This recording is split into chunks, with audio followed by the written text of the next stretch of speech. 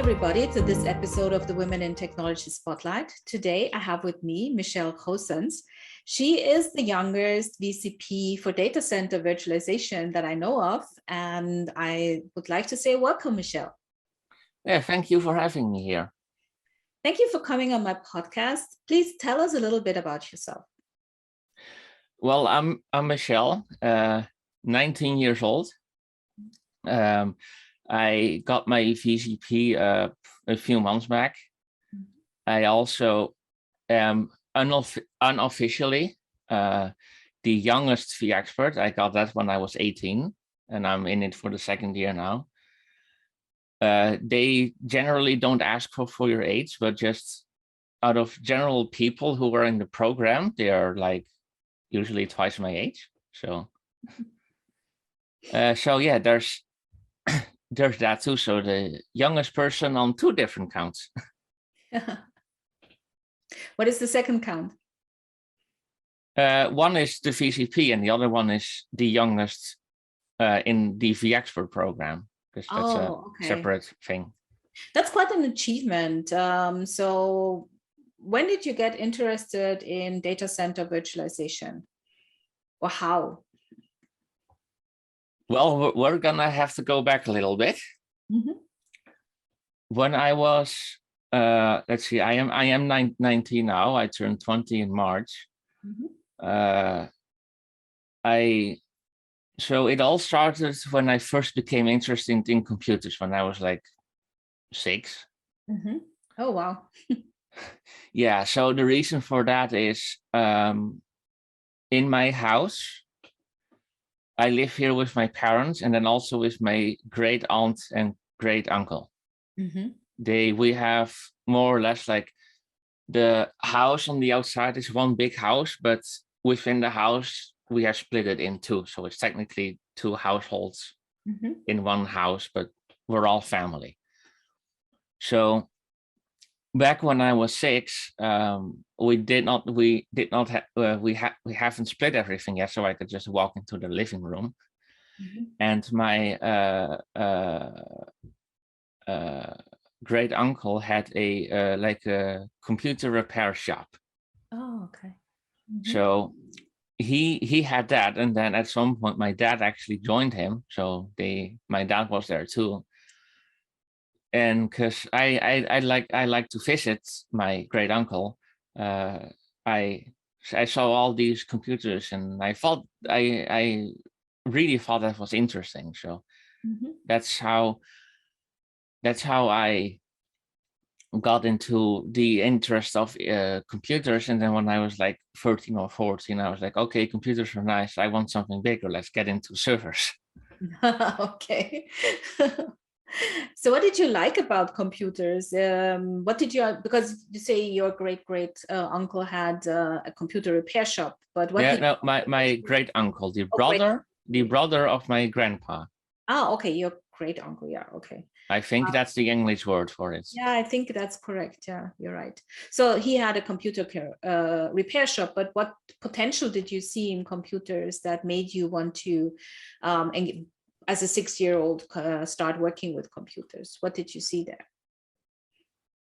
Well, at first, when I was like 4, it was purely just like blinking lights, you know, mm-hmm. which I still have with like network switches that blink. Like it's always a nice view. Mm-hmm. But it was just seeing him work on these computers, and you know, I was like 6, so I did not know much about PCs at the time, because mm-hmm. people around my age that were 6 were definitely not looking at computers at that time. Mm-hmm. And I just thought it was really interesting. Like you have all of these components. You have a computer that can do all kinds of things. Like technically, the components in the PC and what you know of the PC is the limit. And you know, of course, like software, but I don't know. It just kind of like clicked with me, like watching him work on it. And now at some point I was like, hey, I want to do that too. Mm-hmm. So I started helping. Like I asked him, like, hey, can I help you sometimes? And then it eventually evolved into mm-hmm. me helping him a lot more. But now he he retired a few years back. Mhm. He had enough of it after many years. Mhm. So tell me, because you're obviously right, not a lot of children at age 6 start or are interested in computers. So how was the rest of your life? So you obviously at home, you had your great uncle who was working with computers and he let you help. But what school did you go to? What was your education like? Did you go to a technical school or did you just go to a normal school? What was it like? Tell me a little bit about that. Yeah, that's a really interesting and kind of sad story. But I just went to a regular elementary school, like just like every normal person would go to. Mhm. So back in elementary school, it was already a thing, because at my age, I already knew more than about PC sometimes than their local system admin would. Mhm. So just imagine being like 11, 12 years old, and then you're in class, and then suddenly a teacher takes you out of the class like, hey, can you help me something with my PC? So that was that happened a few times. So that was really interesting. Mhm. So I eventually graduated that, because you can't really fail it more or less. Then I went to high school, did a 4 years there, and with a lot of changes had to be made at the high school, like a lot of changes so I could go to the high school comfortably. That has to do with what not many people know is I have autism, which is on itself a bit annoying, but not really an issue. The biggest issue is that I have another condition that usually people have never heard of. It's called hyperacusis, which, Not heard of that. Mhm. yeah, so with autism, usually you like things like sound and all senses, Mhm. they are more intense for you, at least with the autism that I have. Mhm. But then the hyperacusis is more being extra sensitive to sound on top of what the autism brings. Mhm. So, and I like years ago, I went to a special hospital that they actually did some tests to like measure how it's like my brain handles the sound, so to say. Mhm. And then after like a whole afternoon of testing, they said like, Michelle, you have this condition, hyperacusis, and we measured that you hear everything about 8 to 10 times louder than the normal person. Oh my God. So that's anything from that, yeah, that's literally like everything in what the human can hear. Mhm. So how did you cope with that? Because schools tend to be loud. How did they adapt to your needs there? Um, with a little bit of bouncing around, because the school was probably a bit more careful than they should have been, because the government actually approved everything. So they were probably scared of like them getting in trouble, but the government approved it, so it wasn't really an issue. But Mhm. it so I was in. It started with me being in class only if I had to be. Mhm. So because usually my class was really bad and really loud. Mhm. To this day, I still talk with some of the teachers, and to this day, we were still the worst class that they've ever had for like 3-4 years after we graduated. So Mhm. So so tell me, I had a lot of bad luck with them, I with am. that class. So we started with only being in class when I had to be, because I generally always understood what the class was about, like Dutch, English, Mhm. physics, yada yada. So only being in there if I either A, wanted an explanation, or B, with a test. Mhm. So that was the first thing. And then eventually, because the closer you get to the final exam, the more in class you have to be to prepare for the final exam.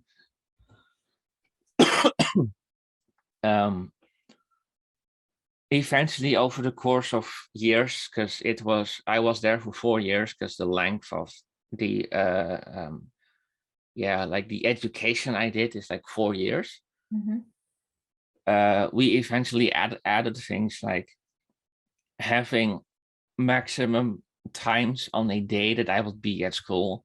So I would, let's say that on Wednesday, I had a hard limit of when I would be at school. So at like 2:15, I will be good to just leave.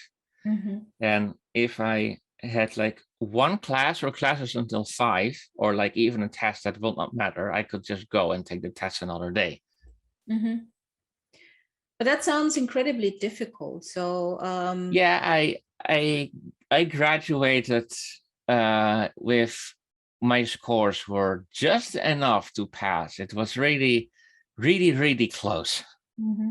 Yeah, and that has nothing to do with your capabilities, just with the situation, right? I mean, because you're obviously very intelligent, and it's just people say I am intelligent, so I take their word for it. Yeah. What would you say? I don't know. I'm not really. That's a personal issue I have, is that I'm not really that positive about myself usually. I mean, you have had it very difficult, and I feel like shortly after you graduated, obviously the pandemic started with everybody. Well, I graduated in 2018, so. Oh, okay. Oh yeah, you're nearly 20. Sorry, I miscalculated. Yeah. So I went. So after I graduated there, I tried to go to a college, system and network admin, because that's probably what fits me best. And I was really interested in that. So I went to that school for like 2 days. And then I just stopped going because it just didn't want to work. Like, everyone in the school wanted to do all the changes needed except for my mentor. My mentor was like, no. So eventually some lady from the local like city government kind of thing, I'm not sure what it's called in English, but they reached out to me, because their job is like, if you don't go to school for a very long time, because it was like 2 weeks at that point, then they contact you to see like, hey, are you doing like illegal stuff, because you're not supposed to not go to school, because there are certain things that you have to have before you can no longer go to school. So she contacted me, and I explained the whole situation, and then she contacted the school, and then specifically my mentor, I was like, hey, you need to do those changes for her, because we approved it, so you have to do those. But apparently my mentor didn't care, because I went to school for like 3 more days, and then it just, I just went to the lady. I called her like, hey, this isn't working out. And then she and me worked together like, okay, so this school isn't an issue because your mentor is just a blank. The alternative school is a 30-minute drive away. So what do you want to do? Do you want to try to go to that school, or do you just want to drop out and then have like approval that I am exempted from going to school in my position? So because what a lot of people don't realize is, with the whole sound thing, there's more than just school. There's like public transport, being in a car on the highway, even the wind on a windy day. Those are all like issues. And what most people believe is, they say like, yeah, put on headphones. And then the practical answer to that is no, that doesn't help. Because if I wear headphones for too long, it'll get worse. And when I take the headphones off, it doesn't get any better. So the way that I explain it to people is like, let's say that your brain wants to have have you hear things on a certain volume, which is 10 times louder than usual? It's like a volume knob that only goes one way. So once the brain turns it up, it cannot go back. So it's like a one-way knob. So if I wore like headphones or anything like noise canceling for too long, then my brain turns the knob higher and then it cannot go lower. So it will be there for the rest of my life. And since I will probably be alive for a fairly long time, I really don't want to make it any worse. That's obviously not an option. But what I would like to ask is, I mean, you have it really difficult. So you're obviously neurodivergent, I think is the word in English. And that's not the only, is that the correct term? Or I think so, yeah. And then also you are transitioning to become a woman. So you have this very unique situation where you are a neurodivergent transitioning woman in tech. How difficult is this? I mean, in terms of education, it's a really big pain. So just to sum it up, I ended up dropping out. And right now I'm just at home all day in my home lab, learning myself everything I want to know, which is also how I got the VCP, because that was all like learning myself things. And there's actually a funny thing about that, because by the time I took my VCP, I already knew everything I had to know. So like when I scheduled my VCP exam, I did not do any extra learning. The knowledge I had when I went into my VCP exam was all the knowledge I gathered over the past few years of having a VMware-based home lab. So that's something that most people have trouble believing, but I didn't actually do any extra learning for that exam, for that certification. That was all things I had learned in my home lab, because that's how I learn myself things, because I can't go to school. So that brings me to an interesting observation. So obviously this possibility to do remote learning that we have nowadays in tech is very good for you, no? Because you have the chance to actually self-educate to a certain point, right? Yeah, I kind of like tell people like I have all the knowledge. I just don't have the paper that says I have the knowledge. No, you have the paper, you have a PCP. Yeah, but before I had that. No, I mean now. Like I didn't have. I mean I have the VCP, but I still don't have like a college degree or anything. True, but the good thing about in this day and age is that employers are less looking at what you have on paper and more like what you have in your mind. Exactly. That's what I was getting to, because obviously you now have the chance to, get your certifications, and then you can prove, even though you did not go to school, that you have the knowledge. And I personally also think that with this whole situation of remote working, a lot of people working from home, that would also benefit you, right? Because you wouldn't have to commute to an office and sit in an office that maybe is too loud again, right?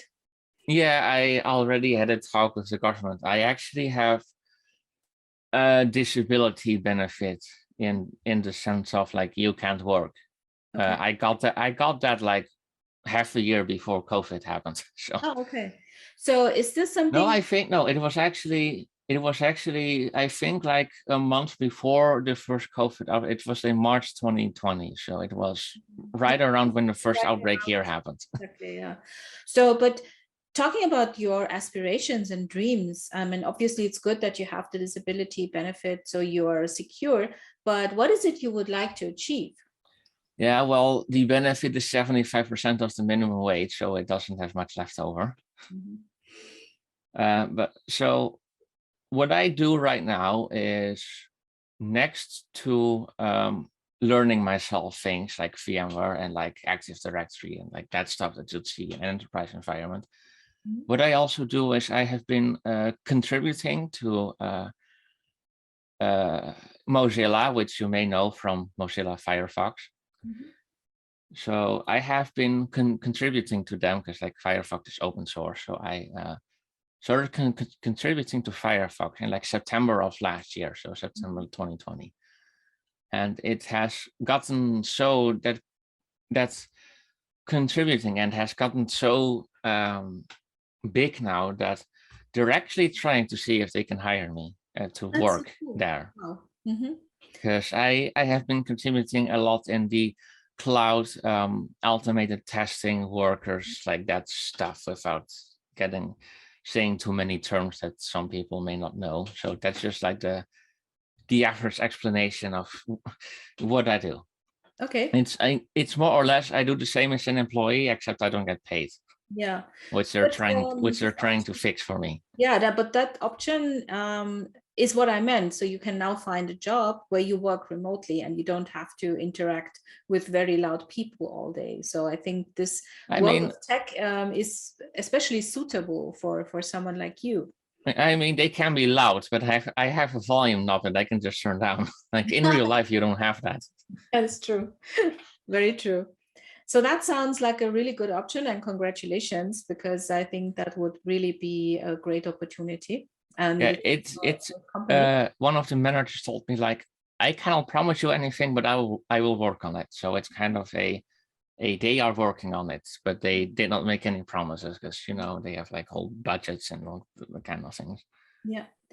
So tell me a little bit more about, I mean, this is the part where we talked about work, but tell me a little bit more about your private situation. How does your family cope with the fact that you cannot go out and you cannot really participate? It's obviously not easy for you to interact with them as well, no? It's difficult. I don't go outside much, which it's not healthy, but it's not like I have an alternative choice. My family, they generally, when I am around them, like whenever I visit them for like a birthday, and I only see them like most of them I only see like most of them that are somewhat nearby me, I only see on birthdays, and usually not outside of that, which has changed recently because of some other situation. But when I am around them, they know that they should be calm, like not like yell their lungs out when they are very excited, because they know that I'll sit there like this, like easy there. So when I am around them at like a birthday, which I usually go to at the calmest point of the birthday, because if they have like a whole bunch of people coming, then I will go a different day with my parents, because they drive me, because I also can't drive. I don't have a license because of the whole sound thing. Yeah. And then people say, like, you know, electric cars are there. And I said, yeah, if you buy me an electric car, I will get a license, because those things are ridiculously expensive. Yes, they are. Talking of expensive things, I just remembered something, because that was something else we talked about previously, was you're building a new home lab to increase your knowledge, I think, and upgrade what you have. So yeah, increase the capacity so I can run more bigger things like VMware Cloud Foundation, which is a pretty big How thing. are you funding this? I think you have a GoFundMe, right? Yeah, I have a GoFundMe that I'm trying to get known, because it's a pretty significant amount still. And with my disability pay, it doesn't go that exorbitantly fast. I can imagine, because servers, even though they have become cheaper, are not cheap. So I will post the link to the GoFundMe below the video, and we'll try to raise a little bit of awareness so you can get some more money. Yeah, thank you. That will be really nice, because it's because you know, you have the 75% of the already kind of sad minimum wage, which is below minimum wage, and you have like insurances you have to pay from that. And then, because my servers are not at home because of the noise thing, they are in the data center, which they also have to pay. So there's usually not a lot of leftover in the end of the month. Yeah, so I can imagine. Well, let's see if we can get this funded. That would be... I hope so. That will be really nice, because it will be not only something newer that doesn't crash like once a week, but also so it will both be more stable, and it will provide more capacity, and it will be cheaper, because they are half the height of the servers I have right now. So okay, this is great. So before we end our talk, because we're already closing on the 30 minutes. Tell me a little bit, or maybe there's something you would like to say to people who are in a similar situation, because you have this very special situation that's very difficult. What is some life learnings that you would like to give to other people who are like you? Well, if someone was in like the exact same situation as me, what I have learned is that you really need to stand up for yourself, because people assume things that generally aren't correct, in my sense. So you really need to like stay positive, because things will get better, which is easier said than done. I know, I've been there. But you really need to like stand up for yourself, like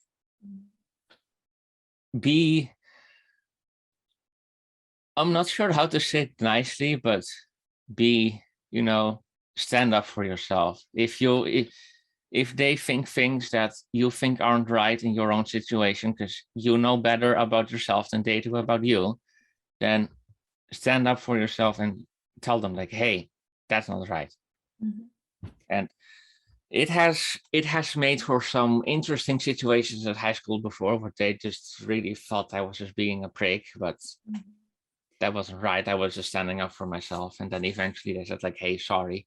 Yeah, I mean, it was like the first time for them too. But what I would like to give to someone in a similar situation as me is like, stand up for yourself. If you think something doesn't go right, then check up on it, because it's better to check in regularly and see that things go right than to have everything be sorted out in the wrong way, because then you can usually start all over again.